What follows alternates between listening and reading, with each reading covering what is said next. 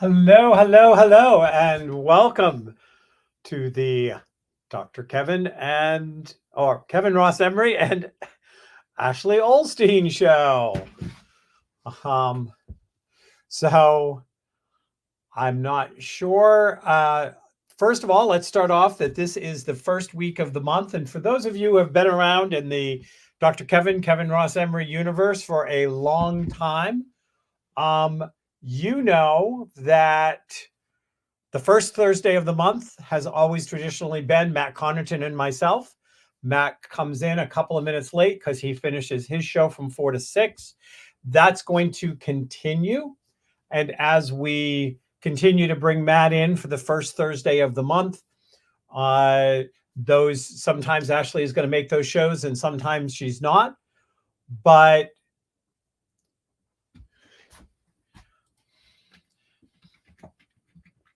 so it is when he gets here, we'll be talking about that. But I want to remind people that, even the new iteration of this has that it is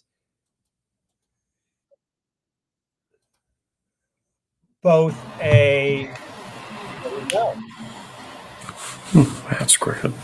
Matt. Hey. There we go. Yeah, I'm going to bring you right in. Welcome to the new format, available here and then later on IPM Nation. I don't know if you've ever heard of that. That's a little like. Sounds familiar. Sounds familiar, right? Yeah. IPM Nation sounds familiar to you? It does. So, Matt, one of the things, so I just was reminding people that, our new tagline is practical spiritual advice. And I tend to bring you in for some practical, insightful, oftentimes political advice. But guess what? Spiritual people vote.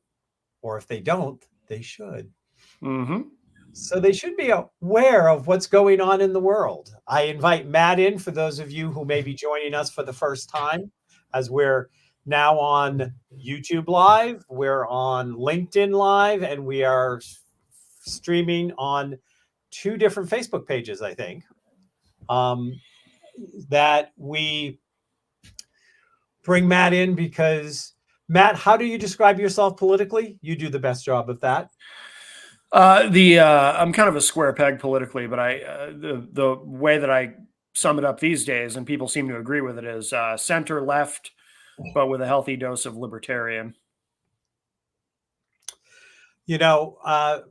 One of the things is Matt doesn't wave the flag that says it's good if it's A or it's good if it's B. Is it good or is it not good? Does it make sense or does it not make sense?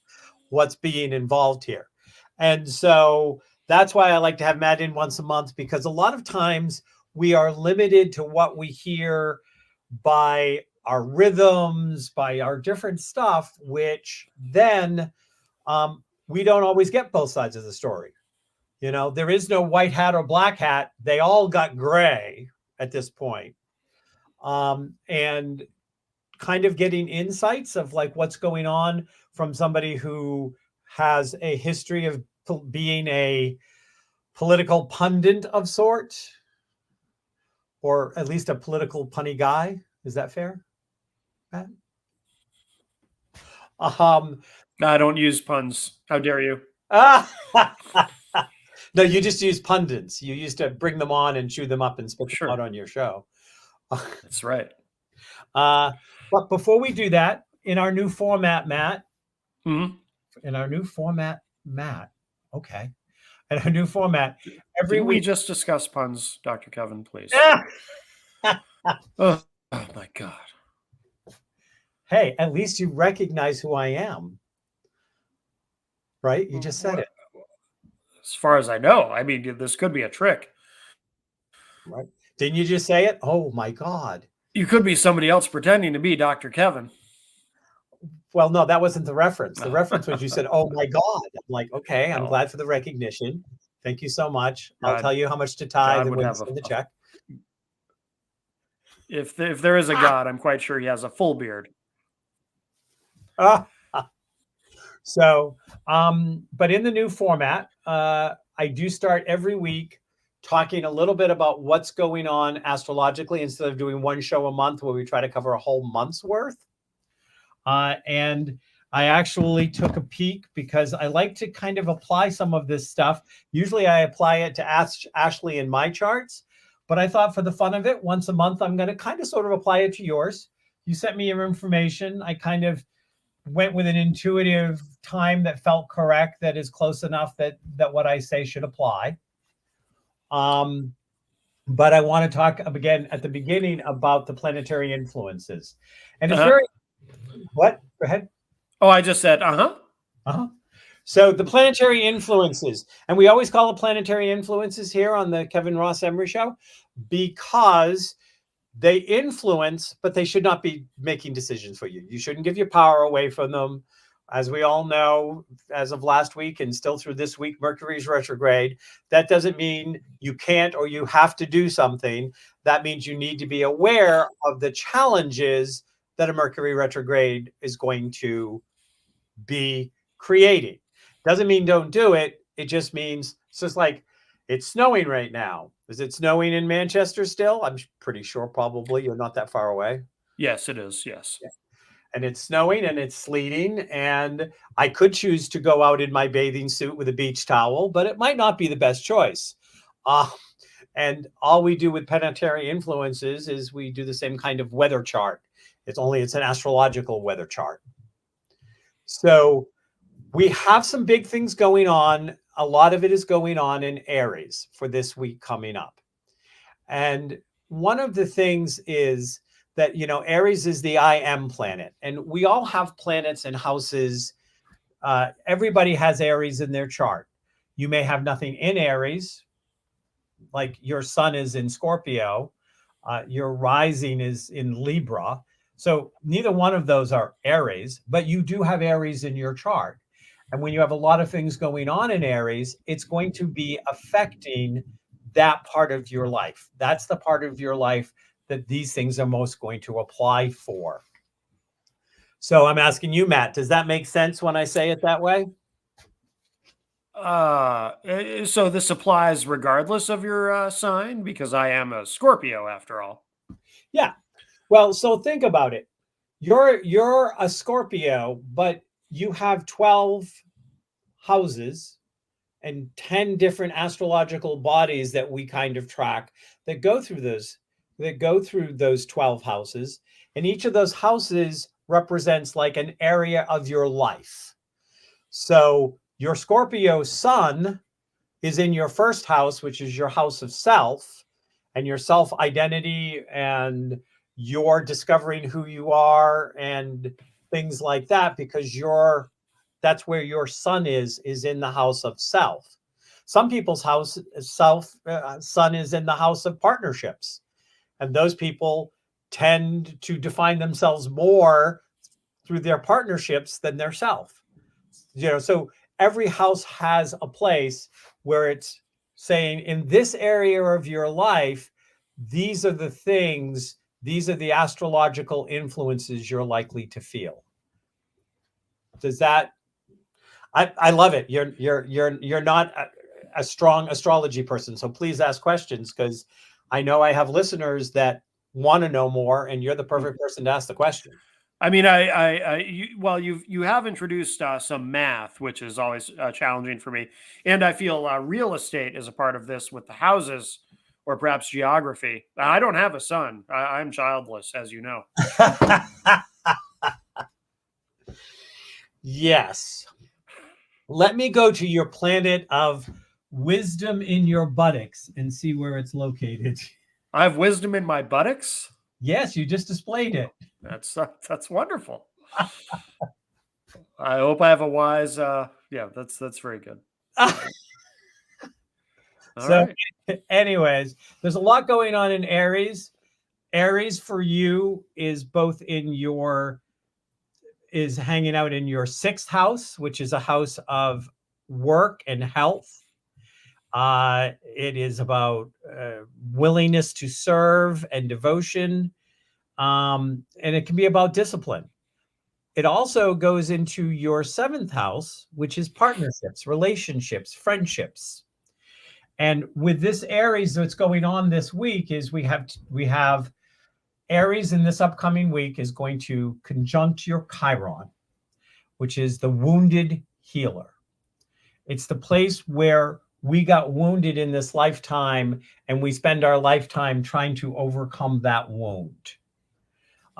Again, I'm not trying to do a full astrology reading on you. I'm just saying with you, there's going to be some illumination and a lot of energy that you may have some insights during this week of something that you realized that may have left a negative impact on you, and you may get some clarity that it could still be affecting you in ways you're not aware of. It becomes illuminated. You see it. It becomes, and it can become more sensitive. So, wounds happen for all sorts of reasons, interactions with our parents, experiences that happen. But it's always in the first, basically, it's a wound that happens somewhere within your first 28 to 29 years of life that then, as a behind the scenes player, affects your whole life. And part of it is to kind of find that wound, figure out what it is, how it affects us, because it tends to stay behind the curtain. And that's going to get a lot of illumination, and it's going to go right into a solar eclipse, which is like putting it on steroids.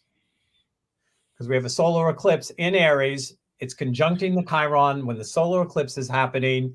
And this means you're going to have a lot of energy where suddenly you will have some kind of insight or epiphanies about some kind of wounded part of you that tends to stay hidden. And so you need to look at that. And that wounded part of you is likely to be, with where it's hitting, it's right on that borderline between relationships and service.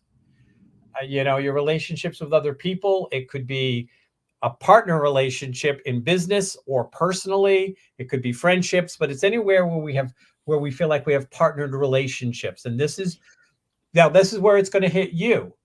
For my viewers, get your chart out. If you don't have a chart, contact me and set up a time to get your chart done, and let's go over it so you understand it. And you can come in every week and hear what's going on and how it's affecting you. If your Aries is somewhere else in another house, then that's the area it's going to illuminate. One of the advantages is I can say, Matt, over here is where this is going to show up for you. And with some awareness, you may quicker identify it. You may be able to better manage it. You can prepare that, okay, something's probably going to bubble up where I may get triggered. And it's going to be how I'm doing service in the world, but also how am I interacting in my partnerships. And because it's crossing over on that line of yours, it could be doing some of both, because it's right there. And this is an arc of energy. It's not a single point. Do you understand when I say a difference between an arc of energy versus a single point? Not exactly. I mean, I assume from the context, an arc of energy would mean a lot of energy happening at once. Oh, no, I'm sorry. An arc of energy would be more gradual, whereas a single point would be a lot of energy happening at once. Yep. I assume. Okay. Yeah, the single point of energy is going to be, there'll be a moment where it's most intense, but it's going to have a few days before, a few days after, and it has a range. And in that range, it crosses from your 6th to your 7th house. And so it's going to affect both, because in your chart where you line up, you split the Aries energy between the two. So it's going to start in that 6th house, but it's going to move into the 7th house. So both for you will get affected. And then immediately after that, the thing people have to be aware in the astrology this week is it's then going to conjunct Mercury, which means you're going to have some passion to your communication. You're conjuncting it in Mercury. You're going to have some passion in your communication. You're going to want to speak out. Whatever epiphanies you have, you're going to want to share, or you're going to want to do something. You're going to want to communicate about them. And at that same time, coming right up behind you is Venus in Aries. And Venus is somebody It's the energy. It's an energy of expansion. It's an energy that is also associated with your values, being in love. It shows you kind of what you need to do for security in some ways to feel secure in life. And it's coming into Aries. And when Venus comes into Aries, again, it's about taking charge, making change. The Venus in Aries is a very, she's a very pushy bitch. She, isn't where she just left Pisces, where she was kind of romantic, and now she's like, no, take no prisoners, take charge. I want to make a difference. I'm going to speak out. I'm going to do what I need to do. And we have all of this with this Mercury actually being conjunct, but it's retrograde. We all know retrograde goes inside. I have a question. What does conjunct mean in this context? Conjunct is when two planets come together and at some moment share the same degree in the same constellation. Okay. So when we look at it, your Chiron is going to be the exact same degree as your sun. Because it's a sun, you're already feeling this. We're feeling this now because the conjunction is tomorrow, and we feel it as it's coming in and as it's going out. And we're also starting to feel the conjunction in that Mercury, which is backing back into the sun. It's kind of like putting your car into reverse. It's backing you into the sun, and that energy is building, and it will reach a point where you've been spending time in Mercury retrograde reconsidering things in that area of your life. Like, do they really work for me? Or am I saying what I need to say? Am I acting in the way, like, what are my choices? You're rethinking things. And as you rethink things and you relanguage your internal communication within yourself, you are coming to different conclusions. You're seeing different things. You're having epiphanies. The thing we always warn people in a Mercury retrograde is now is a good time to think, plot, plan, but not take action. Wait till the Mercury goes direct. 2 to 3 days after a Mercury goes direct, that clarity kind of settles into what action do I really want to take.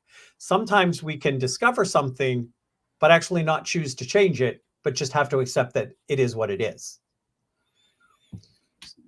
So each of these offer us an opportunity.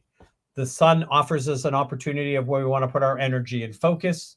Chiron offers us the energy of where we where we can heal a wound, and then in some way make that healing of that wound give us the ability to be more of who we are or do what we're here to do in the world.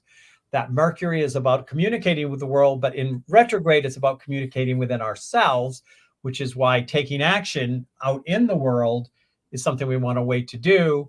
And that Venus is coming in, and she's about reestablishing what is harmony, what is beauty to be, what does love mean, where is my values, where have my values not been, where either I've not been living my values or have I allowed other people to step on my values.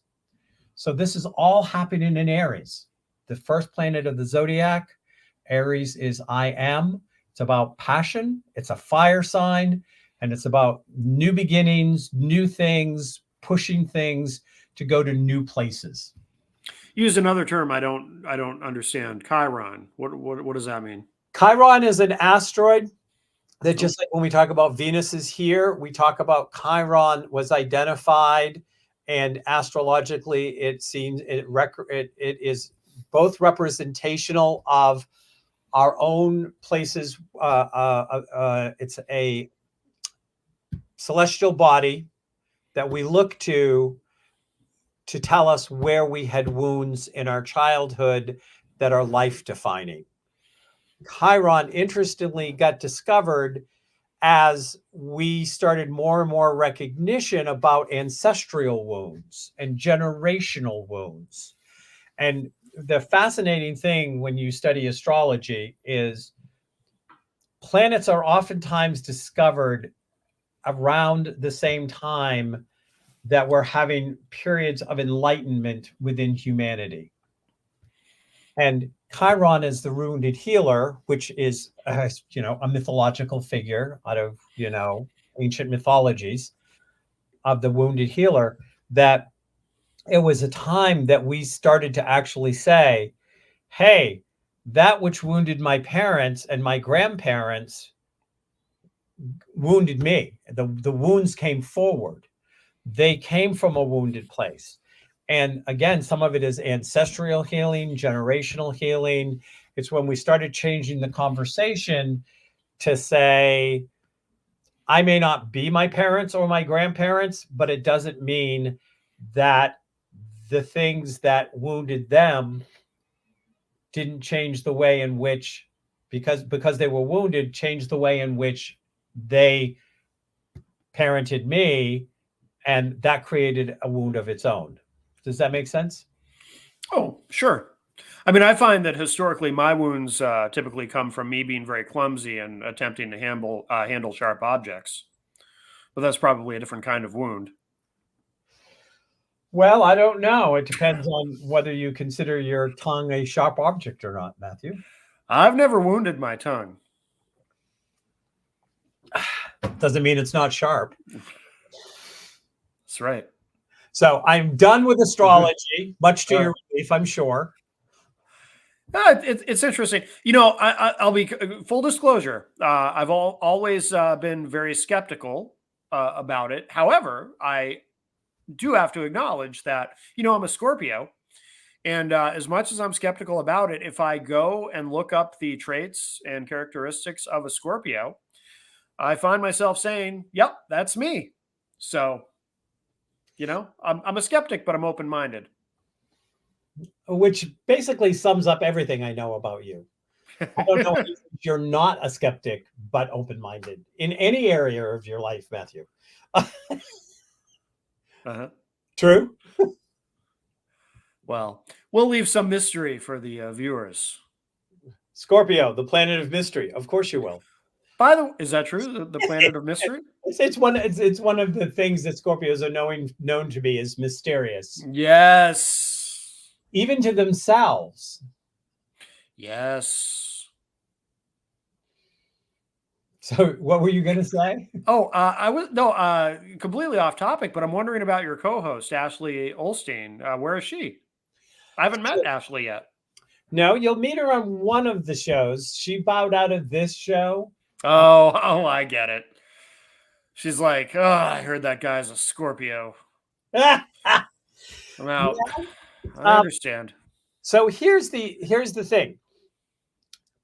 When Ashley decided to jump onto the ship and help steer the Dr. Kevin show into the Kevin Ross Emery with Ashley Olstein show, politics is something that she tends to not lean into. Yeah. And I said, this is a show Matt and I for years have been bouncing, and it's not always politics. We get into other conversations. Yeah. And so I said, if there is a show a month that you would want to take off, it's okay to take that show off. Yeah. But I know that she wants to bounce in and kind of be sitting on the wall and kind of getting a feel for it. In fact, she's going to make sure she watches this show before our next show, so that she can see kind of what we talked about and what the astrology was. Yeah. So like I said, a lot of times I actually apply the astrology to her and her chart, because explaining it to somebody can help people then go, oh, okay.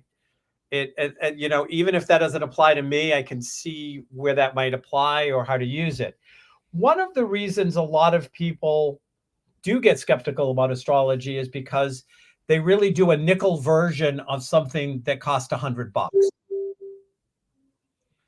What's that sound? Did you hear that? Are we on a submarine? Are you on a submarine? I know I'm not.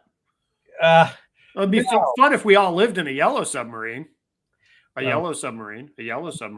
We could. That's the sound of my computer making sounds. Oh. And I'm not sure why it's making sounds. And I am technically challenged to turn off the sound without turning off all my sound, which means I couldn't speak and you wouldn't hear me. Yeah. In other words, your notifications. Yep. Yeah. We could pretend we're on a submarine. I think that would be fun. Although the idea of being submerged in water at that depth is terrifying to me. So I'm already changing my mind. We should not pretend that. Can I ask one more question, Dr. Kevin? You can ask any questions you want, because then I'm going to jump into the politics stuff after. Yeah. We haven't gotten to talk in a couple of months now. I'm very curious why the change. For the longest time it was the Dr. Kevin Show, and you always branded yourself as simply Dr. Kevin, and now it's the Kevin Ross Emery Show, and I'm just curious if there's a reason behind it. And I realize maybe there is no reason other than you just wanted to kind of freshen things up, or which sometimes is healthy. I didn't know if there was some other reason, or I'm just very curious. I'm always curious about that kind of thing. So, I've had the same branding basically since 2000. Mm-hmm. When you first met me and we did some shows together and we crossed paths, it was pre-Dr. Kevin, actually. I'm thinking, are you sure? I don't think that... the 90s. Did I not meet you till after 2000? Oh, it was definitely after 2000. We met on the set of Norm and Friends, which at that time was still Norm's Psychic World. Yeah, that's how we met. So that would have been more like mid 2000s. Yeah, you were definitely Dr. Kevin at that point. Okay. Yeah, so when I started my business, which was 1990, I was Kevin Ross Emery. And it was, it was more focused on my leave from the corporate world into taking all the stuff from the corporate world and that part of my business degrees and melding it with all of my spiritual experience and my history of, doing professional psychic work since the 70s, and kind of putting it all in the cauldron and stirring it up and seeing, what kind of trouble I bubbled up. And so during that time period, there was a lot of things. I got my master's in divinity. And then at some point in 1999, going into 2000, I got my doctorate in divinity. And I decided to rebrand at that point because my first book came out on ADD and ADHD, Managing the Gift. Mm-hmm. That first book was my doctoral thesis. And once I got my doctorate, it went to the publisher and went into print and became the Managing the Gift: Alternative Approaches for Attention Deficit Disorder. I leaned into Dr. Kevin. Social media in 2000 was still a pretty early game. Yeah. And I leaned into, from a couple of reasons. One, because I was working with a lot of kids at the time, and they like to call me Dr. Kevin once I got my doctorate. Mm-hmm. And then it was about, kind of that I was their Dr. Kevin. And it kind of was like my Dr. Kevin, Oh, yep. And it was easy at that point for me to go through and grab on Twitter and LinkedIn and Pinterest and all of them, my Dr. Kevin. Like, there it is, really simple. You look at me on social media, go to my Dr. Kevin, do that. But part of that focus was also because I was doing work with school systems, because I was, speaking on stages at times about ADD and ADHD, even though I never tried to hide the fact it was from a spiritual perspective, that my information came through medical intuitive, that, I evolved this thing out, that just the fact that I had doctor on my name got me more invitations to come be interviewed, for people to buy my book. And, there was no misrepresentation. I have my doctorate, it was my doctoral thesis. So I kind of leaned into a lot of the ADD work, and my Dr. Kevin for several years got very focused more in the ADD, though I still did the spiritual. I still did the I did everything, and I had an ADD focus. So in 90s to 2000, I would still do business consulting when when it was a good fit for me. Um, but there was, just me, the fact that I had business degrees. I worked in the corporate. I taught at an MBA level boot camp for entrepreneurs. That I had the cred. I could do Mhm. I could do the walk. And I had the spiritual stuff, and I could do the spiritual walk.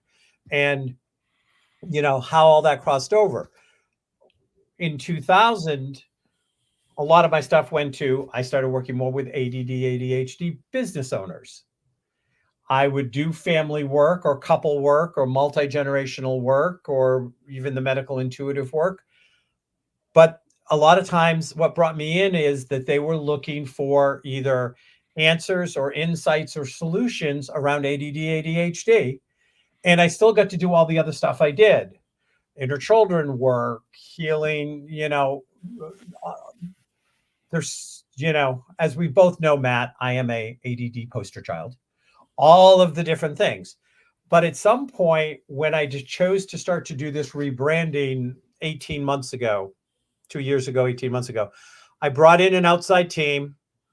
I felt like it was time that I needed to update. I hadn't updated since 2000. It was 22 years into the same branding and into the same thing. But I had moved away. I still do ADD, ADHD work. I still work with ADD, ADHD entrepreneurs, some, and kids and adults. But I go in and out. I still do a lot of the spiritual work. I still do psychic work. I still do, I do it all. And it felt like the ADD kind of almost was like wearing a corset. It was like kind of like brought everything in as if it had to have an ADD focus, and that's only part of who I am. I had a whole 10 years before I started working with ADD. Mm-hmm. And during the next 10 years, 11 years, yes, I worked with it, but I worked with it a lot. And then sometimes I work with it less, and sometimes I work with it more. But my Dr. Kevin kind of got as the ADD guy, and it didn't bring all of me in. And so when I went through the rebranding process and I worked with the group, one of the things that came out is from a very young age, I always said Kevin Ross Emery. Mm-hmm. As a little kid, 5 years old in kindergarten, what's your name? Kevin Ross Emery. And that they say Kevin Emery. No, Kevin Ross Emery. Get it right. Even when I started in my corporate career, and back in the day when you'd get stamps with your initials on it to stamp on things that you approved. Yeah. If they sent me one that said KE, I'd send it back and say, no, it's KRE. Why is that? I'm curious. Like, why is it important to you to include the Ross? I assume that's your middle name. Well, I mean, it's my middle name. It's my grandmother, though I don't think I had this kind of comprehension as a little kid. It's my grandmother that talked to me about being psychic when I was 4. It was her maiden name. I was named after her maiden name. And as a little kid, I don't know. I can't tell you, Matt. I just know it was Kevin Ross Emery. Like, it was the full name. It was always the full name. Yeah. And I never really questioned why. But in hindsight, I always had a very strong, I love both my grandmothers and had a connection to them. But having her middle name somehow was like having a piece of her with me. But I don't think that was any conscious level. I think it was just, this is my name. I always knew you needed to understand I'm Kevin Ross Emery. So that's what we rebranded back to. Yeah. Okay. Yeah, I was just curious. That probably was a very long-winded, over-answered question. No, I was no, not at all. I kind of thought it might be. Which is no, it's fine. I'd much rather that than I don't know. You know what I mean? Yep. I mean, as someone who interviews people on a regular basis, when you get that's not what you're looking for. I'd much rather have a long, detailed answer than. Well, when we first came into each other's, universe, so to speak, you were on the interviewing part of the table and I was the interviewee. Universe, you're not going back into astrology, are you? Uh, no. Oh, I'm not going back. Oh, thank Aries, or I don't know if that works that way. Okay, good. Just making sure. No. No. When we came into each other's sphere. Yes. Ooh, sphere is a fun word to say too. Sphere. Woo. That's the international hand signal for sphere, if I'm not mistaken, that you're doing there. Yes. So, anyways, but now you know about the new show. You know who the co-host is. Yes, and congratulations. Thank you. I keep waiting for someone in our ear to yell at us for not getting to the politics already. All right, that might be a little inside, but you know what I'm talking about. Yeah. I know exactly what you're talking about. But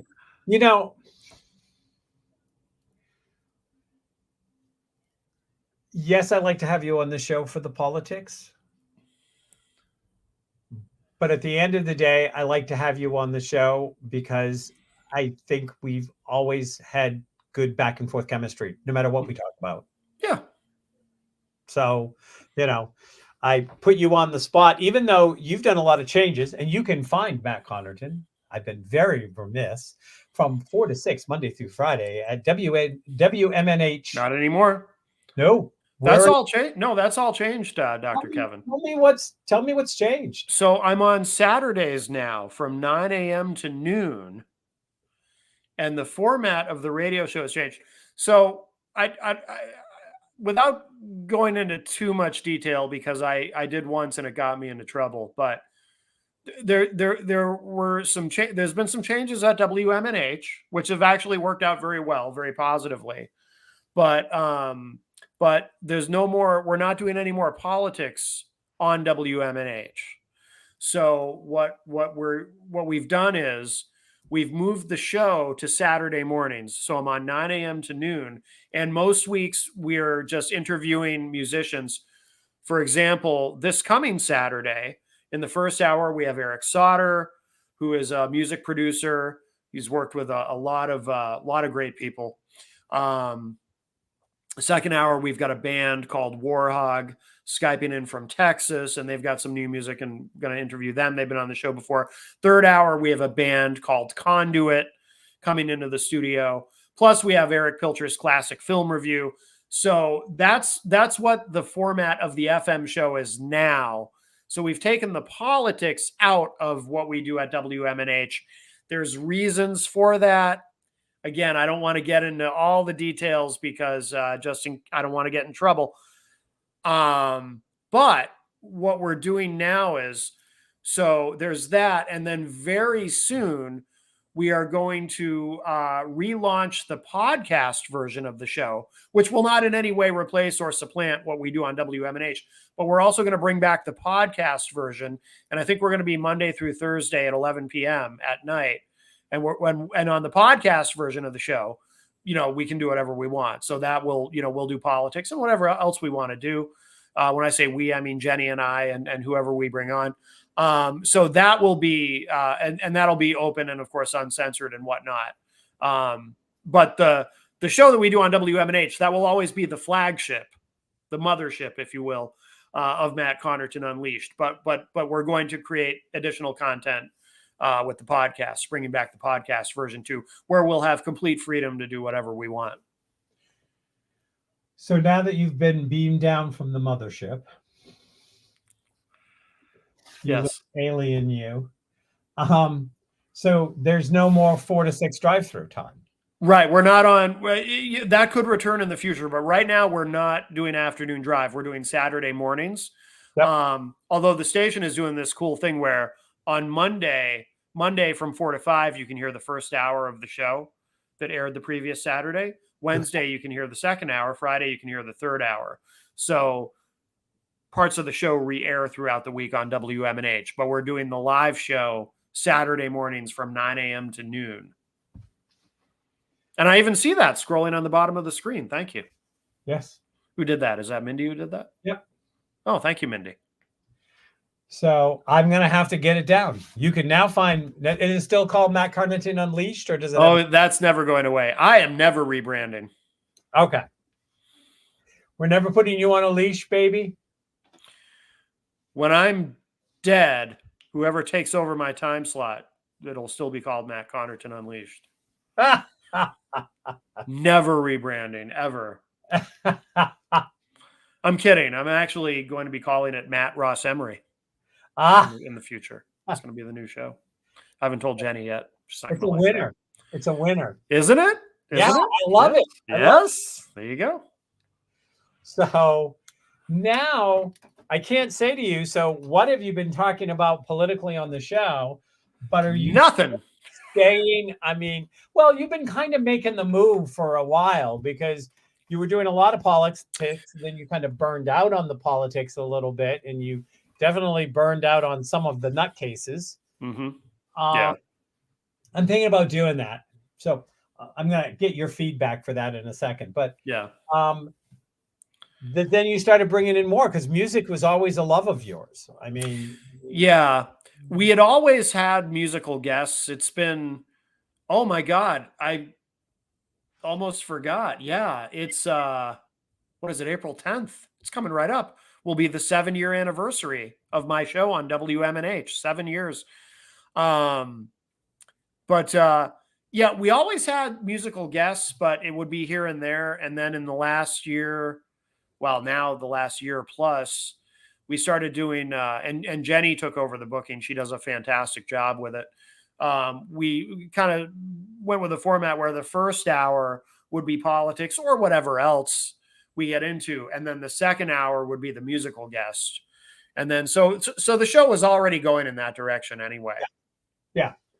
And I knew that it was kind of going on in that direction. So let me ask you, as we do our first Thursday of the month, as we keep our monthly date, are you still tracking politics? Are you still? Oh yeah. Or is that okay? Because that's something that you're never gonna not do.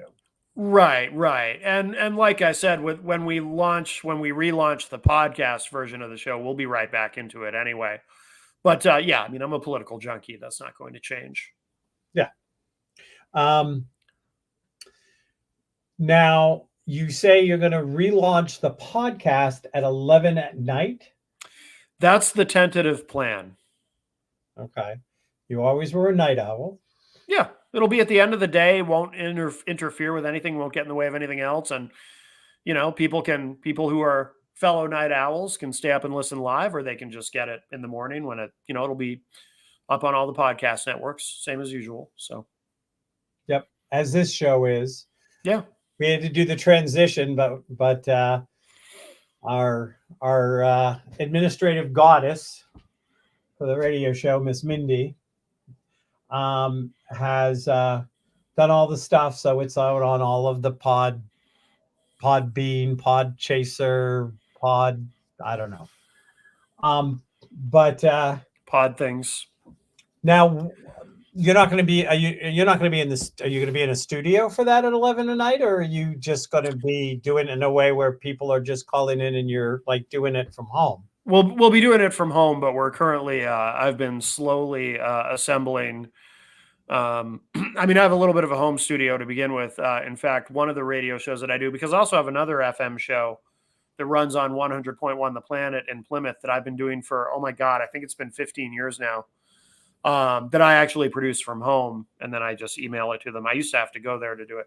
But we're ramping up gear wise and equipment wise to be able to, essentially what I want to be able to do from the home studio, the headquarters, if you will, is be able to replicate what we're doing an afternoon drive on WMNH, and yeah, be able to take calls and all of that. So that's the goal. And you know, we live in an era where we have the technology to do that. It's you know, you really can make that happen. So we're excited about that. Yeah, I mean, as you know, for years when you were on me, I was often, because I would always do it on the phone. So I would be walking around. I'd be walking in the woods. Sometimes you heard noise behind me. But I mean, that was part of the charm of the Dr. Kevin show. You didn't know whether you were going to hear horns blasting or waves rolling into, or the wind blowing through the leaves. Might hear you making dinner. I think there was an episode or two of that kind of thing. Yeah, I remember. Yeah. Well, it's so funny because you have those, you do have people who kind of say, when you look at all these influencers and the social media people, and they can make fun or they can laugh if something isn't absolutely perfect, and lack of perfection became popular for a while. And it's like, honey, I was doing lack of perfection long before it was popular. Mm-hmm. I was kind of like, did it change the words I said? Did it change what my guest said? I don't know. I mean, how disruptive was it to you when you knew I was making dinner? Did it stop you from saying what you had to say? No, I mean, the clanging of pots and pans could be distracting, if I'm being honest. Okay. A little bit. Yeah, a little bit. Now I'm stuck, so I have to stand in front of my computer so I can look at here. So there you go. that's not happening. Though I will get an occasional visit, as you may have seen, from one of the cats. Oh, good. I love cats. Are you using a clip-on mic? What are you using? I am just using the computer mic. How does it sound? Oh, it sounds good. I just wondered because you're moving around a lot, but I can hear you the entire time. So that you've got it sounds like you've got a good onboard mic then on your computer. That's why I thought you might be wearing a clip-on. I got to get one of those. I'm using a Yeti Nano, but I want to get a clip-on mic. Those are really cool. Yeah, I've had clip-on mics through the years because I've, you of all people know that I have a ton of video because you have the Kevin TV channel. Yep. Which at some point I have a ton more video that you don't have on it that you should get at some point. Yeah. On it. Because I now do a weekly thing called Why Heart Matters, which is relationship advice. I don't know. Have you seen any of them? I haven't seen that. Yeah. I have not. I don't know. I think they put it out on Instagram and then it crosses Facebook, but it's called Why Heart Matters. And I just take a question and then I kind of, answer it. And it can be any kind of relationship, romantic, or I have this problem with my parents or my siblings or my best friend or whatever, or what should I do there? And it's just kind of pushing out that part of me that's always been a relationship catalyst of some kind that's helped people improve their communication abilities. And so like I have all of those, and I'm always putting out something. And we do the SIP, which is the spiritual interactive panels that I'm doing once a month, where I get some other spiritual people together. And like last month we did soul contracts. So we do a different topic once a month to try to, we've done reincarnation, we've done truth about angels. Next month on April 21st, or this month, it's April now, April 21st, we're doing what is indigeneity. Say that fast 3 times. Indigeneity? Yes. I got it. So we do those.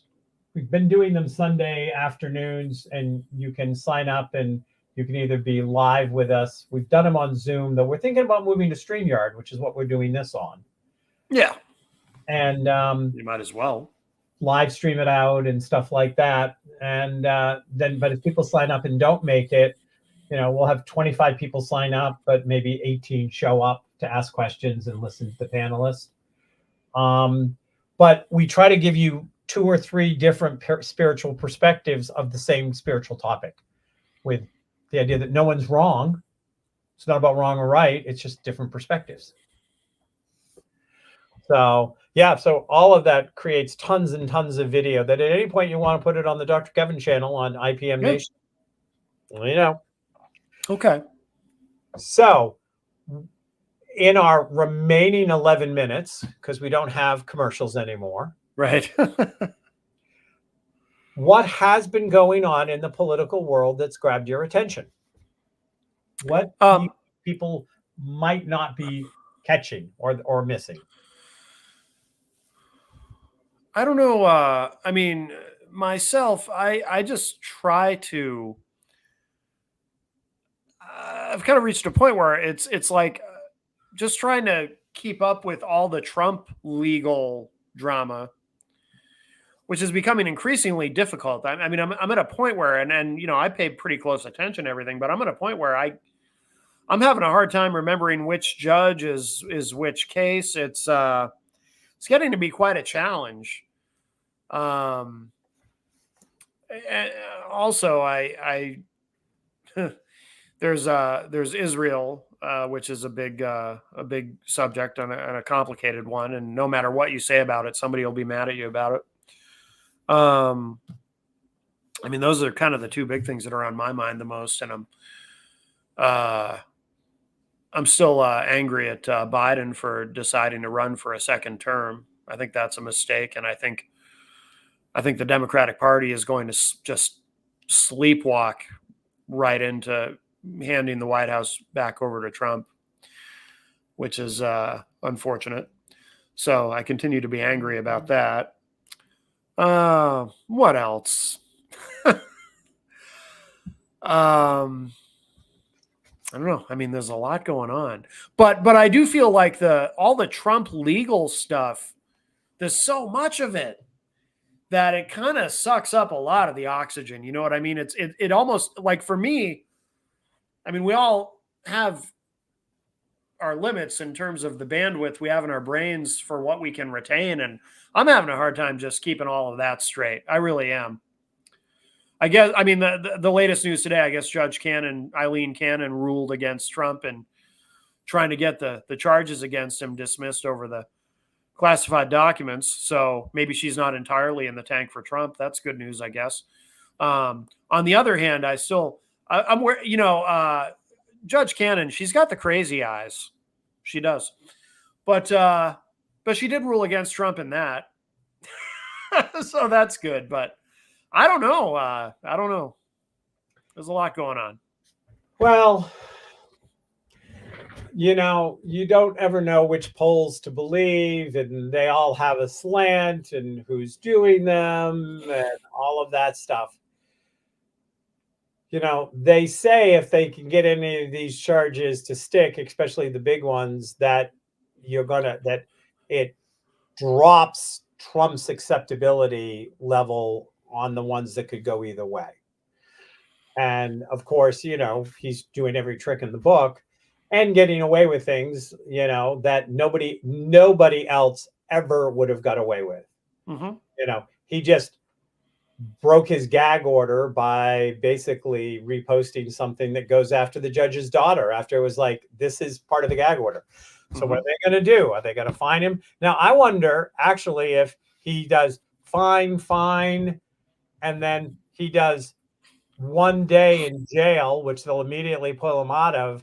But like, how many millions will he raise from all of the suckers if there's actually a picture of him in handcuffs? Like, he would, you know, that would be a brilliant stroke because his personal donations are down. His fundraising is down. And people are getting burned out or getting too poor because, well, do we eat today, or do we give money to the orange God, the orange Jesus? You know, we have to make a decision because we don't have enough of both. Well, we ate yesterday, and you know, that orange Jesus is important. Maybe we should send him another $25. We can go another day without eating. Well, it's such a cult; they believe whatever he tells them, and we've got. I mean, there's a larger problem though here too. Is we've got a country full of people who believe two lies, one which they've always believed and one which is unique to the time that we're in. The lie that they've always believed is that, I mean, most people, smart people, intelligent people who know a lot about how things work, sincerely believe that the president of the United States controls the economy And if they like the president, then anything good that happens is to their credit. And if they don't like the president, any bad things that happen are because of them, all their fault. And that's not how it works. And but you can't tell that to the average American. There's basically any economist who knows anything, and that's what economists know about is how the economy works. They know that that's not really how it works, that the president of the United States doesn't control the economy. And then there's a handful of other people, apparently, like myself, who understand that. But the average American doesn't understand that. So they vote based on the economy. But then the other lie that people seem to think that is specific to our time, that relates to the larger lie that is always the case, is that the economy is bad. And the economy is not bad. The economy is very much the opposite of bad. This economy is booming. But if you're MAGA and you don't like the guy in the White House and somebody tells you what you want to hear, which is, oh, the economy is actually terrible. Look at inflation. Don't get me wrong. Yeah, inflation sucks. It sucks when things cost more. It sucks when you go to put gas in your car and gas is more expensive. Sure. But that's one indicator, or a couple of indicators, however you want to think about it, in a much larger picture. The economy is booming. But if you look at social media, all the MAGA people are convinced that we're in a recession approaching a depression. Meanwhile, we have record low unemployment. The stock market is gangbusters. Not that the stock market is the economy, but these same people, when Trump's in office and the economy and the stock market's doing well, that's all they want to talk about is the stock market. So we have a fantastic economy, but if you don't like Biden, you're convinced that the economy actually is terrible, and it's completely the opposite of terrible. And by the way, as far as inflation, we have the lowest inflation in the world, I believe. Yep. So, but even inflation specifically, it's got nothing to do with Joe Biden, nothing. But you can't tell people that. They don't want to hear it. So, I mean, this is a country. We live in a country full of children. The way they think about these things, it's unbelievable. It's very sad. So we have two main groups that support Trump. The kind of the self-righteous, disenfranchised, living in fear that their white supremacist place in the country is getting ready to be lost. And they're all the little small donations. They're all the little, you hear them get interviewed sometimes, and you're like, oh, scary. Some of the statements you go, they let this person walk on the street with some of the things that you hear these people that just openly say to these, like interviewers and different social media feeds. And then you have the billionaires who are all trying to elbow their way to be part of the oligarchy when Trump sets up a dictatorship, because that's what he's going for. And he's very clear. He's very clear. He wants to create internment camps, put millions of people behind fences. He wants to fire people that run and put everybody in that's going to do exactly what he says as a dictator. And he will absolutely try to find a way to get elected for another 4 years if he got elected this time. That last part, I don't believe. I hear people say that. I don't believe that. He's just going to be too old and tired at that point to even. No. I think he just wants to stay out of jail. I honestly, maybe I'm naive. I don't think he even really wants to do all these things, like internment camps and whatnot. I don't think he. This is my theory. I don't think he actually cares about any of that. I don't think that he is necessarily as malevolent as some of us might think that he is. But I think a lot of these things he says and does because he knows the base is really into it. Yeah. The more awful and hateful he comes across, the more that base is like, yeah, he's our guy. So that doesn't excuse or justify anything that he says or any of this stuff. It's awful. But I don't think I don't think Trump sits around fantasizing about putting undocumented immigrants into internment camps. I don't think he gives a shit. I think he just says that stuff because he knows the base loves it. And I think he is I don't know that he necessarily cares about even being president again so much as he cares about, in a practical sense, just finding a way to stay out of prison. Yep. And being president again will help keep him out of prison. And, you know, and if he manages to be president again, by the time that second term is over, he'll be into his 80s. And at that point, I mean, you know, Never too old to go to jail. that is true. That is very true. But the way he eats, you know, a fast food diet, it's no secret. You know, he's not gonna. I mean, I guess his father, Fred Trump, was in his 90s, right? And I think his mother lived to be very old. But the way Trump takes care of himself, I mean, look at him. He's not going to live to be 90. Okay. Well, we're wrapping up today's show. This went quick. Matt, I will see you next month. Yes. Maybe Ashley will be here. She did say she's going to stop in and kind of see what kind of free-for-all we have. There were definitely topics that I was going to get to, but we did what we did, and that's what we always do. Next week, Ashley will be back, and our guest will be Sheila Duncan, who created the dog Trouble. And we're going to hear what kind of new trouble has gotten into and what good trouble is doing in the world. Because, you know, there's that thing of good trouble. On that note. That's also an REO Speedwagon album. What? Trouble? Good Trouble. Good Trouble. Oh. And you would know. Matt Connarton, thank you for joining us. We'll see you next month. Good luck on your new show, so to speak, 9 to 12 Saturday mornings in WMNH. Yes. I'm sure they can also go. Can they simul it through IPMNation.com or MattConnarton.com? Yeah, the best thing, just go to MattConnarton.com and all the information is there. Okay. That's MattConnarton.com. Make sure that you go check it out and hear what new exposure to new musicians you can get. Give my love to Jenny. I will. Take care. All right. Thank you, Dr. Kevin. Bye. Bye-bye.